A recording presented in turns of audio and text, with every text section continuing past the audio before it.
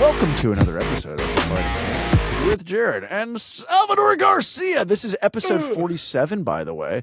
In case you missed the first 46, tune into this one.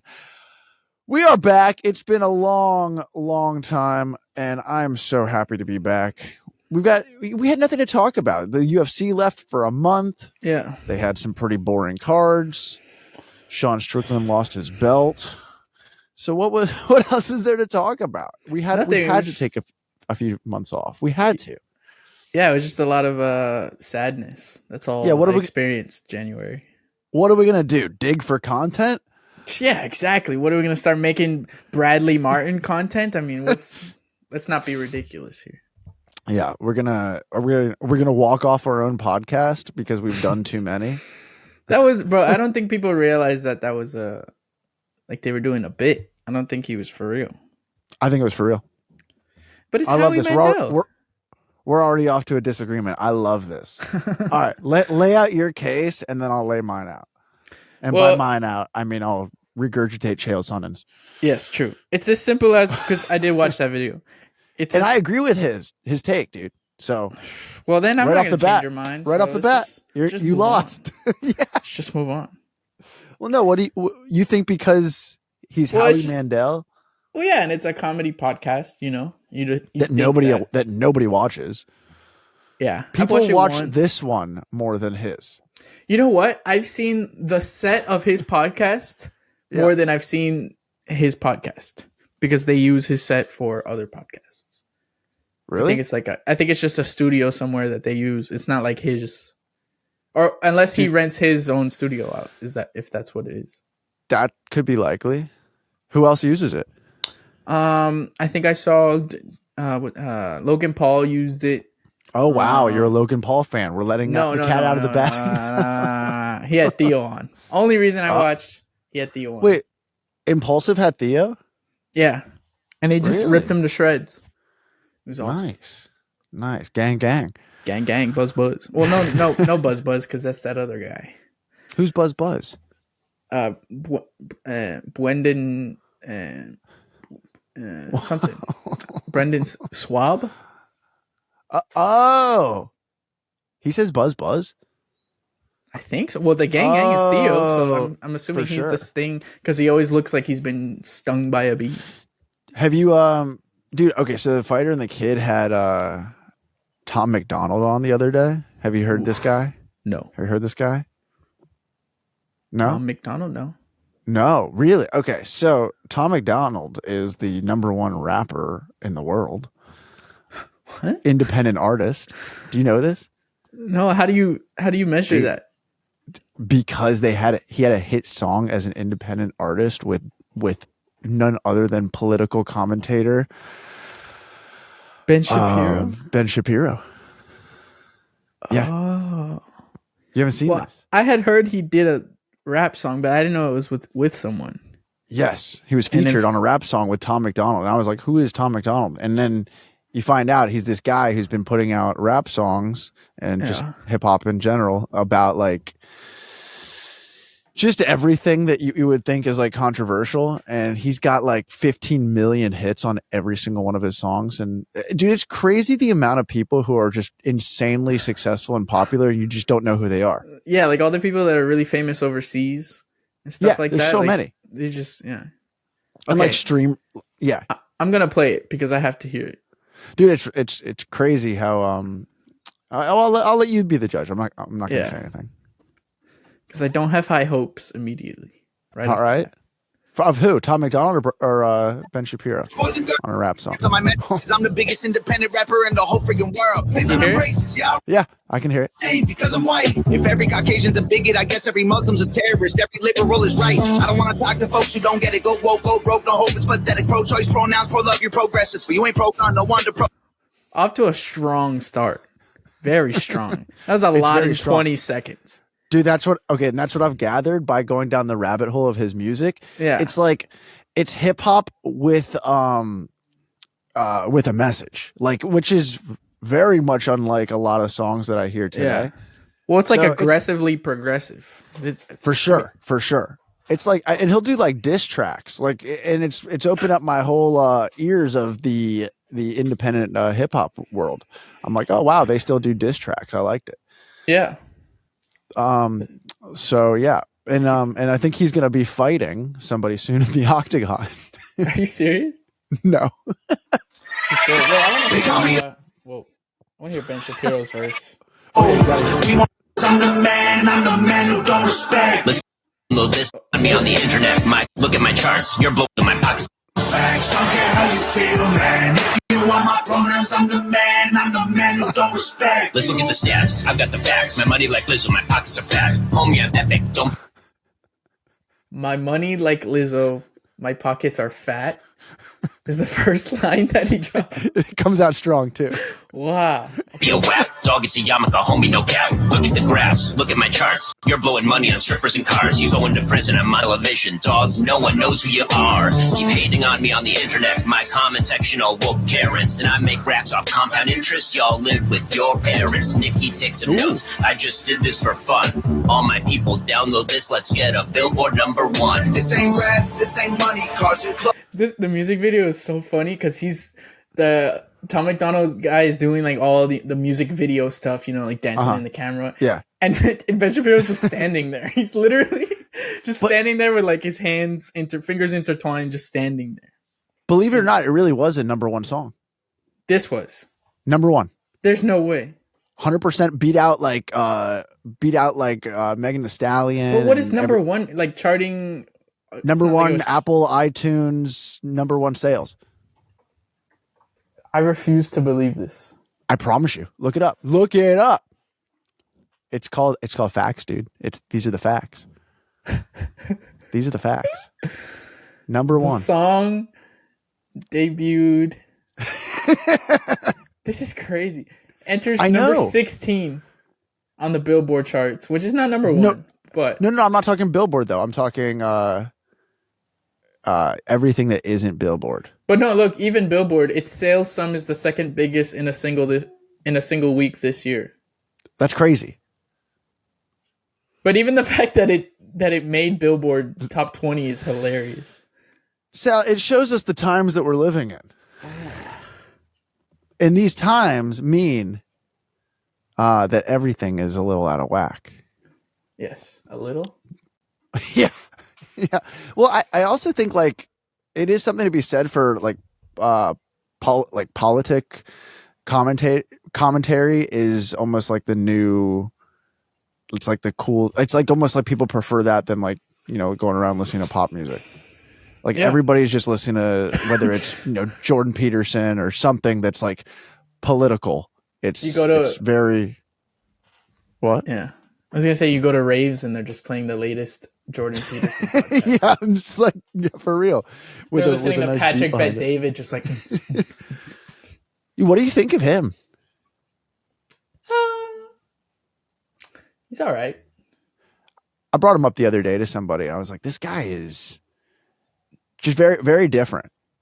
Yeah, I'm not a fan of how he communicates. If that makes any sense, like he's a little. Like condescending. I don't like the other two guys that are with him.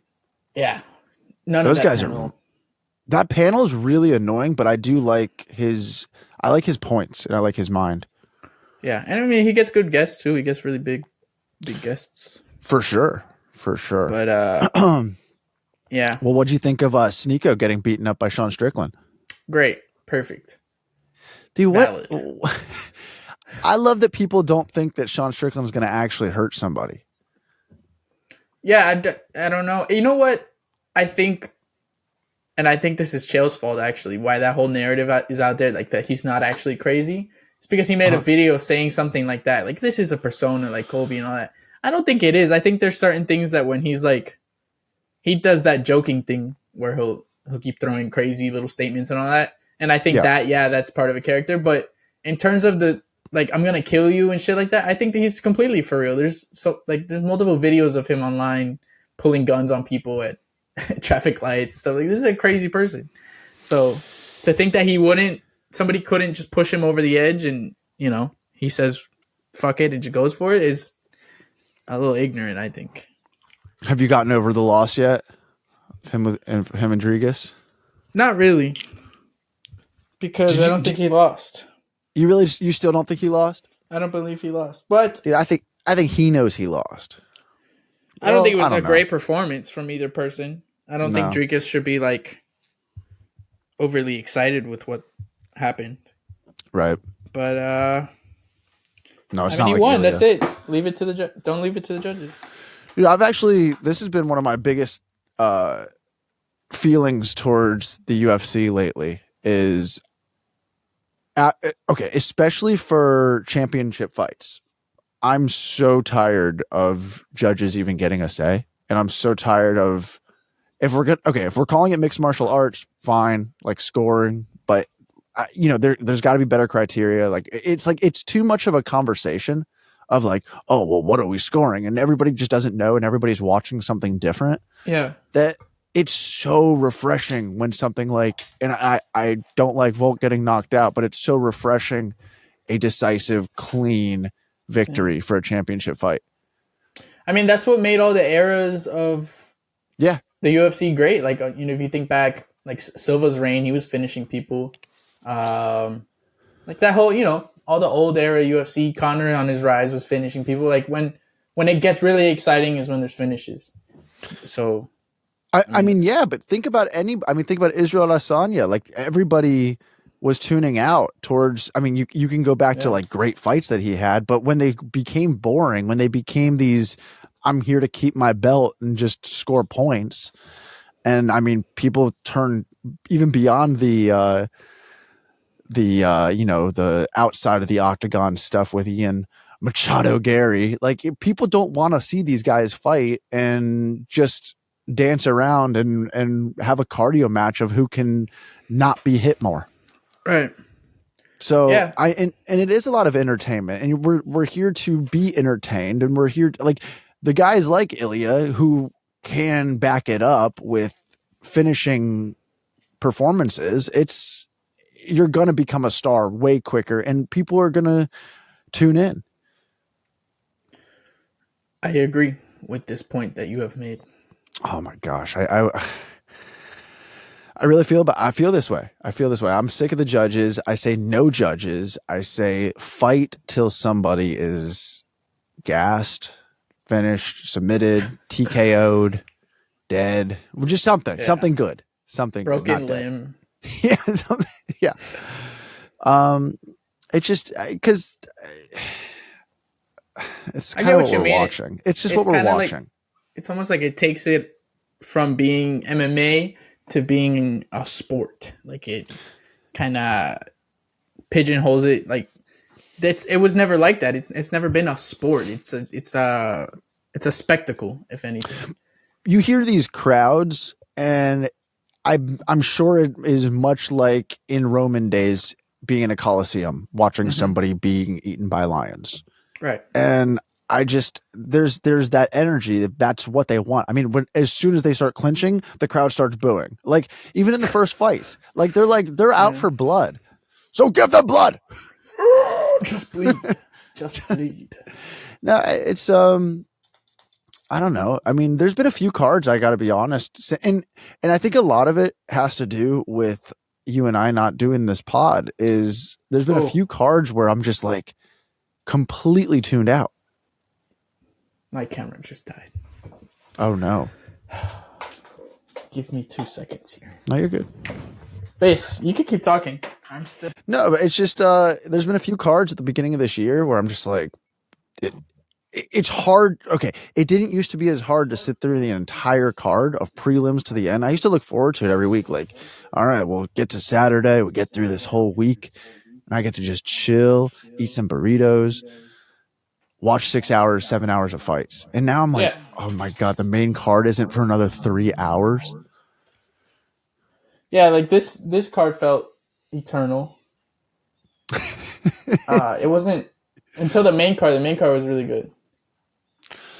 But prior to that, snooze fest. Yeah, and this one was better than Canada. Oh, Canada was incredibly bad. Yeah, For sure. I don't know what the hell that was. That was very, very bad. I was really impressed with California as a state by the press conference. I was like, man, this crowd really showed up. Their energy was nuts. They were pissed. Oof. Weird. Yes. Anyway, Anaheim. I pulled up the card. Yes. And I misspoke. The prelims were actually pretty good. I was thinking of the Canada card.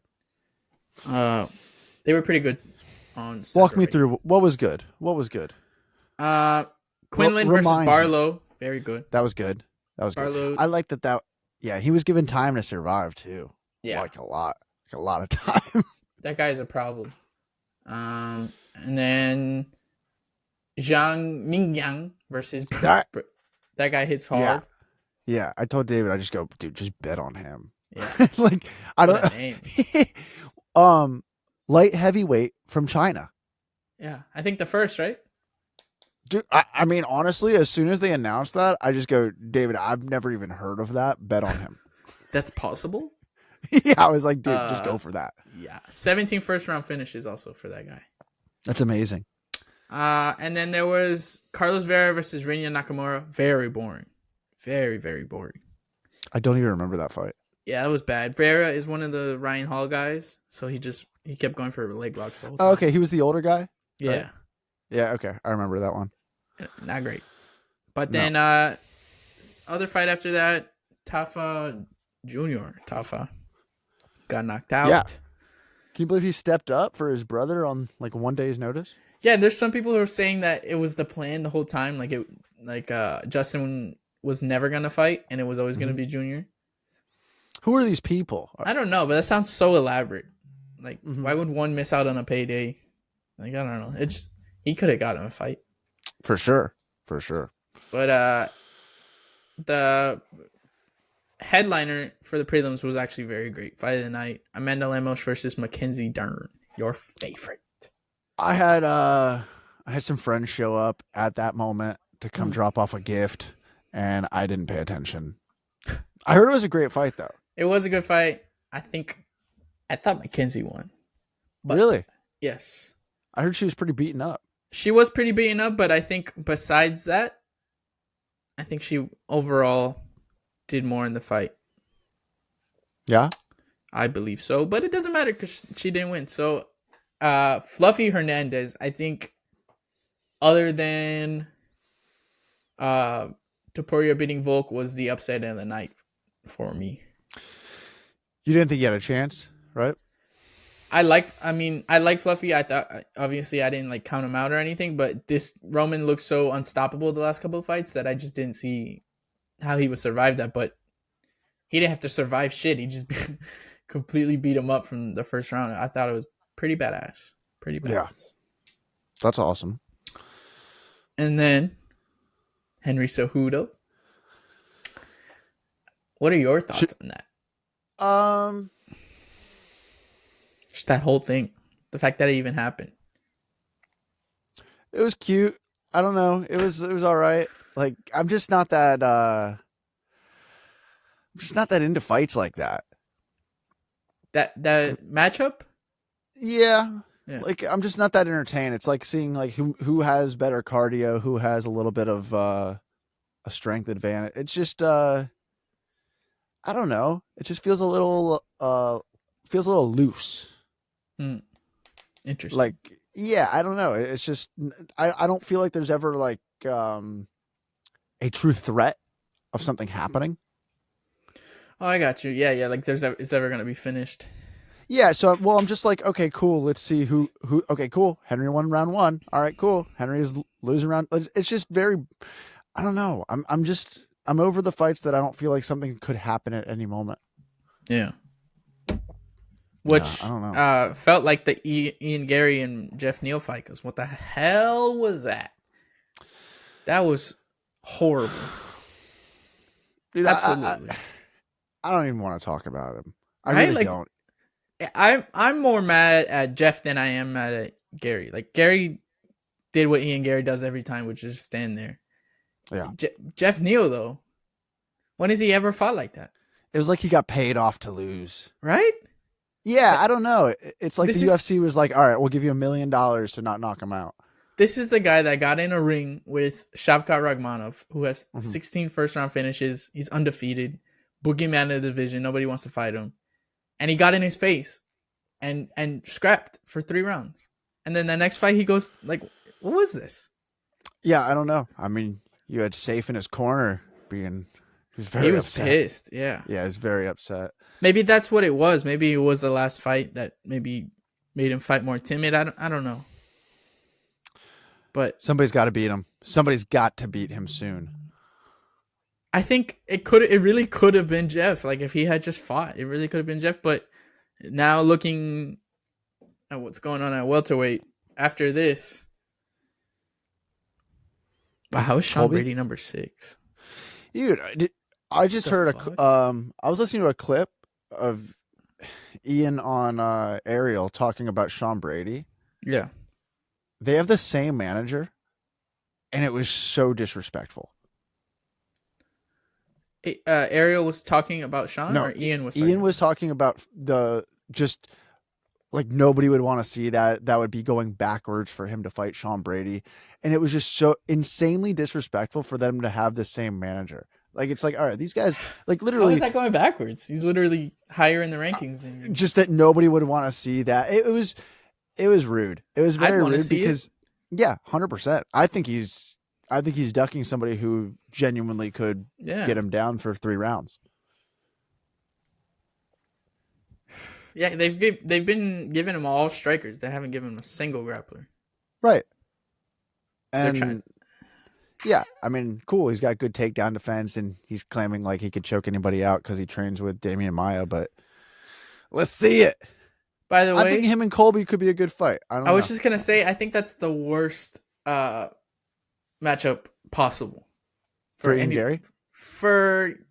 I'm just saying, for the sake of an event, having that as the fight Why? is just ridiculous. Because what is Colby gonna do? What He's do you gonna mean? try and take him down. I think it's gonna be another boring 5-rounder. I don't know. He's smart with that pick, obviously, because he can say he beat Colby, but like that's a stupid ass fight, I think. You're counting Colby out completely. I'm saying even if Colby wins, Mhm. what does that do? And if Ian wins, what does that do? It feels like a null fight. Like that, what you were just talking about, the Merab and Cejudo fight. That's how I feel about that matchup. Like there's no threat. There is no. Well, what if Ian Gary really beats the mouth out of Colby Covington? Like Who has he's he saying done he's that gonna to? do? Nobody. Exactly. So why would he do it? I don't know because he's angry.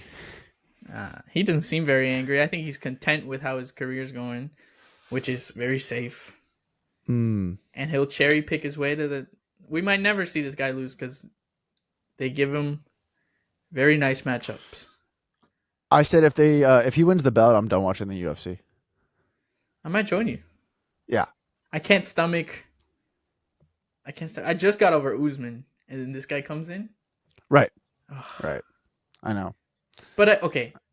All that said, I genuinely believe there is no way he beats Shavkat Rakhmonov, which means his rise will never be that long because that guy exists.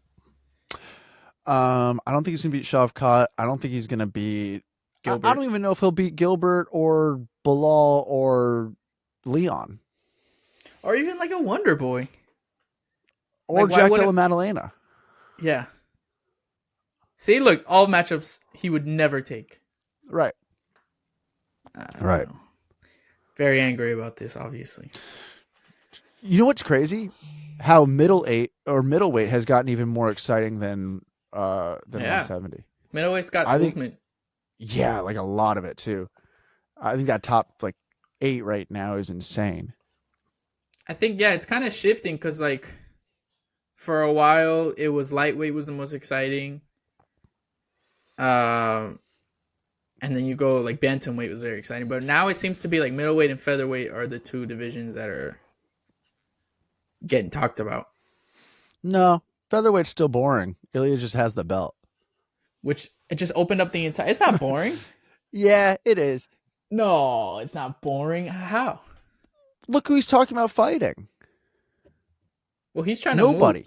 Literally Yeah, but nobody. I don't know why he's saying that. That's stupid. But you're telling me Yair and Brian is in an exciting fight? That's a boring fight?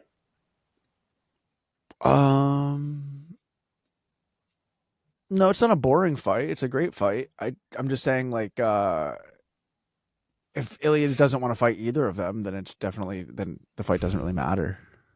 Like, it's like these guys are literally just going for, like, Illia just wants to fight Sean O'Malley. Sean just wants to fight Illia. And they just want, like, to keep their belt for as long as they can while still racking up title fights. Yeah. So, I don't know. I think everything will be fine once Diego Lopez enters the rankings at featherweight. Then it'll be. That's got to be coming up soon. 300. Who's he fighting? Sadiq Yusuf, which is not an easy fight. No. It's a rough matchup. Speaking of, are you excited about 300's main event? I don't know. It's a good fight. Dude, it's a badass fight. It's a badass fight. I think if he hadn't, like, I don't know. I don't think there was any way to go about this correctly, really. Yeah. Somebody would have been mad with whatever matchup he puts. Yeah, like, is John Jones versus Tom Aspinall any more exciting than this one? I mean, Yes. Of course it is because of...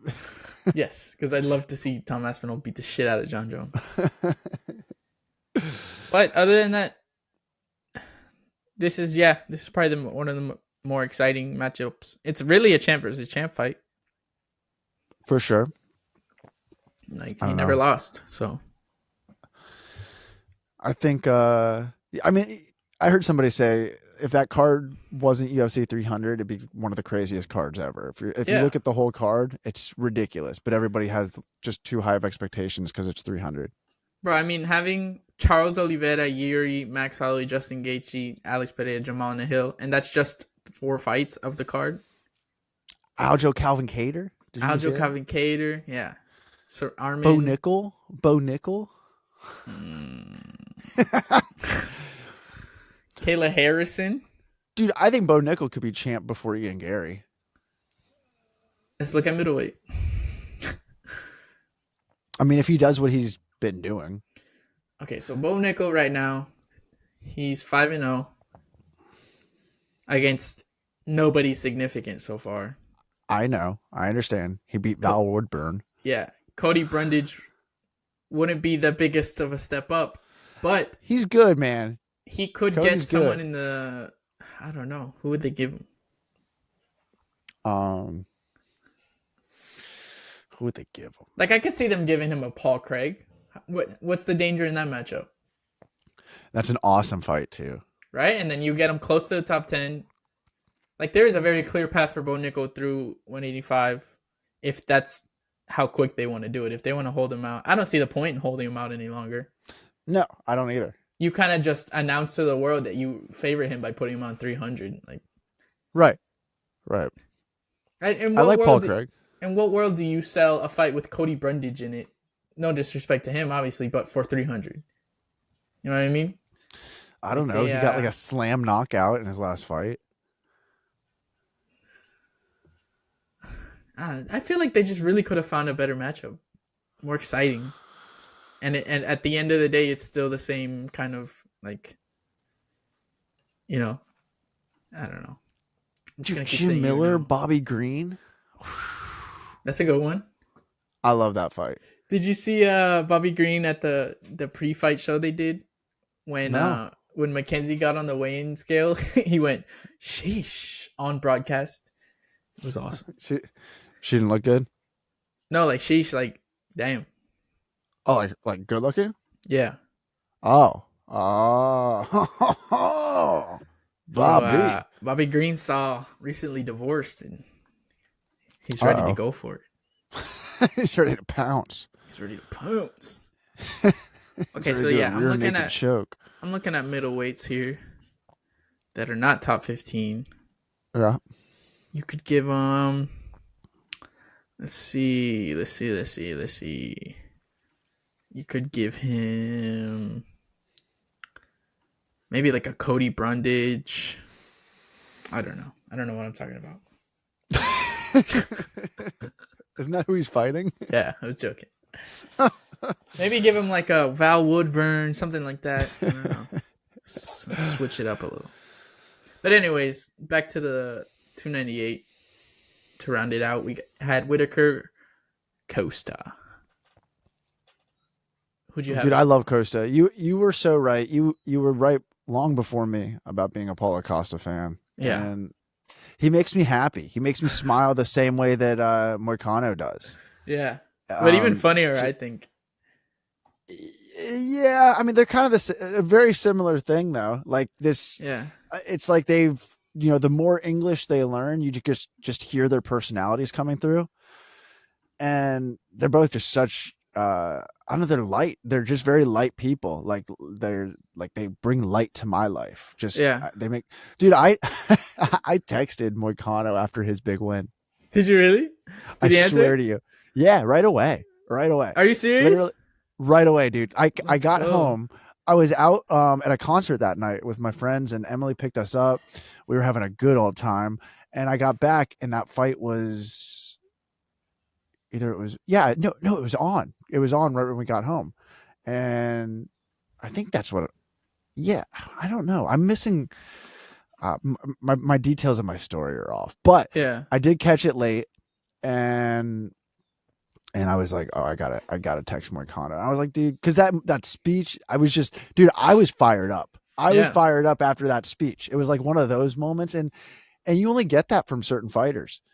And I was just like, dude, thank you for everything you do. You like, I just said I got back from a metal concert just like 10 minutes ago, and you bring energy that I think is very needed to this world. And he was like, thank you, my brother. Thank you. And yeah, dude, he's such a nice guy. That's cool, man. You're just chatting with Moicano. Well, because of you, man. You made that introduction. You got him on the pod, and I just no, it's good to recognize good people when they're doing awesome things. Yeah, and I think he is. I think he deserves so much from the UFC, from everything he's doing. I think he's just very, very talented, and just like I said, I think he brings just positive energy. Yeah, man. Honesty. Well, that being said, shout out Ian Gary. Congrats on entering the top 10. You're killing the game. It just happened. Just happened. Yeah. And then there was Volk.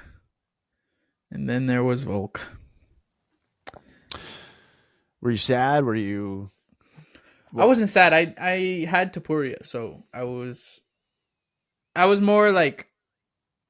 It was funny because it's kind of how Topuria reacted. He put his hands up and was like, "Holy shit, did that just happen?" And then he like smirked, like, "Yeah, I knew that was gonna happen." It was like, "Oh my god!" And then like, yeah, that was the danger, and getting in the boxing range with him. And Volk took the risk.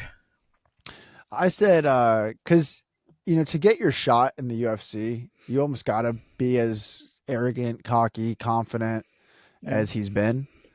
Because, I mean, it's tough. Like, you could be the most boring personality in the UFC, but win 10 in a row, Marab, and not get your title shot. Yeah. So I understand why people would be turned off by Illia, by his shtick. I get it.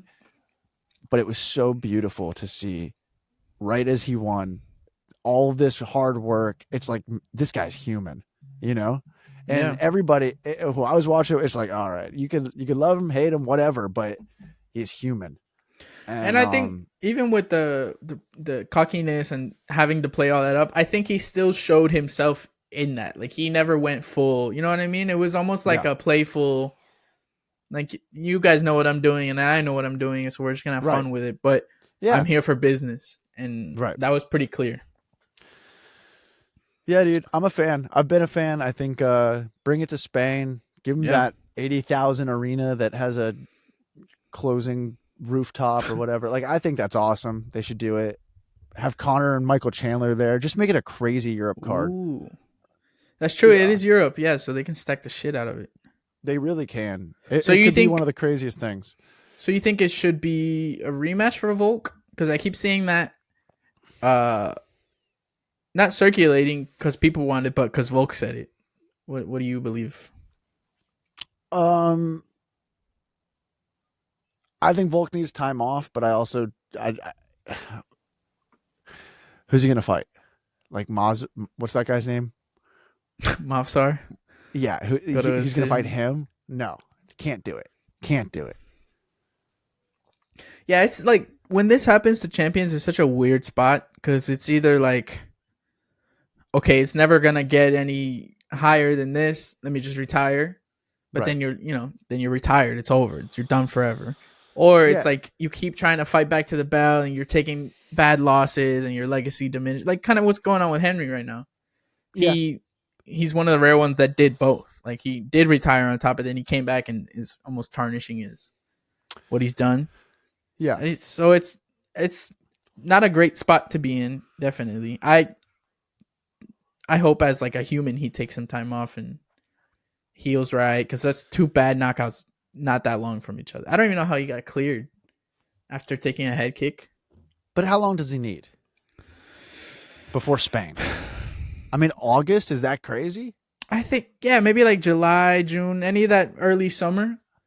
I think June's a little too soon, but like end of July, August, is that too long for Illia to not fight? I think that's too long for Alex to I don't know. That's what I mean. Like there's the tricky, like at what point of him taking time off should he just say, okay, I'm out of this equation now. Like the division's moving on. I don't really have a place here. Lightweight didn't work out twice. So you're saying Alex retires? I don't think he has to prove anything else. I mean, the dude's already the featherweight GOAT. And agree. I agree. So like, what does he have to prove? I don't think he needs to prove anything. I think this is his. I mean, I think he loves fighting, and I think he loves fighting. I think every time he fights, he makes a good chunk of change. I don't think it's like getting knocked out sucks for sure. Well, that's what changes it. I think like if we're looking at a couple bad decision losses, it's very different. Like I can't look at Henry Cejudo and say he can't physically keep fighting because he just went to a decision with number. You know what I mean? But Volk just got two pretty vicious knockouts back to back. But is $5 million for your family worth some CTE? Is the question. He's not making $5 million after that. A fight? They disclosed his purse. It was like less than $1 million. Volk? Yeah. When it's all said and done? No way. For at least that card. I don't know if other fights he's made over. For what, this past card? Yeah. No. 700,000. But like that's not including pay-per-view points or anything. Yeah, but I mean, I don't think he's also making, not $5 million. With sponsorships, advertisement, like the amount of money he can generate with staying active is probably north of $2 or $3 million. I would think a fight. Okay, so then let's say he does stay active. Mm-hmm. Who would you put him with? If it's not Illia for the belt. Because he already beat everyone else in the top 5. Dustin, if Dustin loses to Benoit. So you're saying like fun fights? Yeah. I mean, I could see that, yeah. Yeah, because like if Dustin loses to Benoit, I mean, he's kind of in a similar position. He's gotten knocked out. He's gotten choked out. Like there's been some bad things that have happened. Yeah. And Dustin's no stranger to a fun fight, you know? Conor McGregor. Like he likes these big time. He's not a stranger to 45ers coming up. Max. Yeah, I don't think that's a crazy fight. I what UFC fan wouldn't want to see Volk get in there with Dustin Poirier? And then actually that could I don't know what they're gonna do with Max at lightweight if he wins. Yeah. But let's say he loses, you could do him and Volk at lightweight, just for Max and Volk for fun. Stop. Stop. I just need to see him do it once. I just need to see him beat him once. But no, genuinely, after like initial reaction after Topuria winning was like, oh cool, this is a new era, blah blah blah. And then Max came to mind immediately. Like this is it. This is his chance. He can become champ again. And this is the path. Weren't you pissed? The Max is booked with Justin. Yes, I was so pissed because they really could have. I was too. This could have I been the know. Spain card. He was For ready. sure. I know if he held out and then Illia got the belt and Max wasn't booked, that's his fight. Like he's on a 2-fight win streak, and there's literally nothing at featherweight, so he had to go up to lightweight. I know, like, but how can this guy not be the number one guy fighting for the belt? He totally is too. It's crazy, man. I know. I bet Max is pissed. So then, like now, so if he beats Gaethje, would he go back down to featherweight and get the title shot, or does he want to go for 55? It's so like, yeah, but I get it. I really do. Like when these guys, it's funny because like it's not like Max is old. Like these guys aren't even old, but they've been around for so long. He's like a prime. He's in his prime. Prime for sure, but also need to you got to strike while the iron's hot with these big fights. You really do. Yeah. They do make more money. They do generate more eyeballs. People get excited. It's different than, I mean, Max versus Arnold Allen is a lot different than Max versus Justin Gaethje. And it's not like a throwaway fun fight. It's if he wins this, he's beating the number one contender. Like they were saying, Gaethje's gonna fight next for the belt. If he beats Gaethje, what are the chances of that? high. I believe. You think the chances of Max beating Gaethje are high? I guarantee. Yeah, I think Max is a world champion fight. I don't think he is a world champion fighter, and you know it's not like he hasn't fought 55ers before. He fought Dustin Poirier 5 rounds. I don't know. I just that think was a different Dustin. There's a different Max. I think now he's even bigger. He'll certainly like fill out into lightweight because I remember that one was on short notice. Yeah. So he'll take the time to fill up for 155. Mm-hmm. I mean, they'll be aware of his power. It's not like they don't know Justin Gaethje can hit hard. Yeah. And I don't know. This is a guy who's on a 13-fight win streak. If we're talking about can he win a fight, I believe so. I think that would be shocking and honestly a little sad too. Like not that I wouldn't be happy for Max, but the Gaethje lost his second. Justin's done so much to get to this point, to get another opportunity at the title. To lose to a guy that's not from his division. Yeah. Be pretty awesome for Max. I mean, because think about it. If Justin lost to Max, he would fall back down like 2 or 3 fights. That's it. If he loses to Max, that's it. He is never getting a title shot again. From this streak he's on right now, he has to go perfect until he wins the belt because he's gotten 2 shots already, and he's not getting younger. You know. So, yeah. Interesting. It does make lightweight very fun though, because it was feeling a little stale. Throw some, some Benoit in the mix. Yeah, throw some Benoit, some Max. Spice it up a little bit, change up the top 5. Some St. Dennis. That looks it kind of looks like what they're trying to do. You know, they already got Armin taking Beneil out. They're not trying to get Poirier out, but obviously they know what they're doing by giving number 12, number 3. Right. And they got Max Gaethje, Armin fighting Charles. Like they're ready to flush in this new breed. Trump Biden.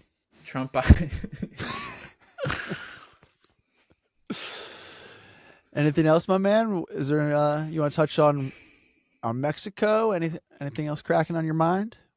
Not really. We could. I mean, who do you think wins those 2 headliners? I think Royval is going to win. Is that based off of their first fight? You think? No, I think Royval is really good. I think he really had a pretty poor performance in his last fight. Yeah, I think he's always open for something spectacular, and I think it's going to happen.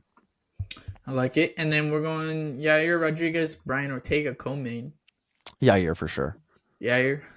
Yeah. Going with Yair. I like it. Yeah. I like it. Let's get back to this, man. Let's get back to it every week.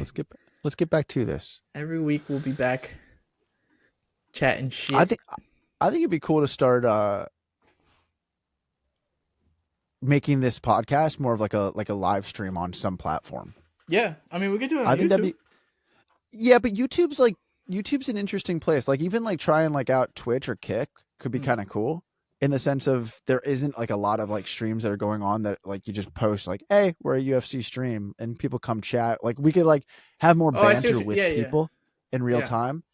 And I think that could be pretty like a cool thing to start. For sure. Let's Yeah. check it out. Let's do it. Yeah, we'll drop some clips in, make people laugh. Oh yeah, interact. a little bit of. Sprinkle. Oh shit, it's not working. Ian Wedrick. Yeah, a little bit of Ian Leon Wedrick? Edwards. Yeah. We'll sprinkle some joy, and maybe they'll, in return they'll give us some joy back. Exactly. You can interpret that how you want. Well, dude, have a great rest of your day. Man, I'm glad we're back. Thank you for tuning in to Fighting Chance. Please be sure to like, subscribe, and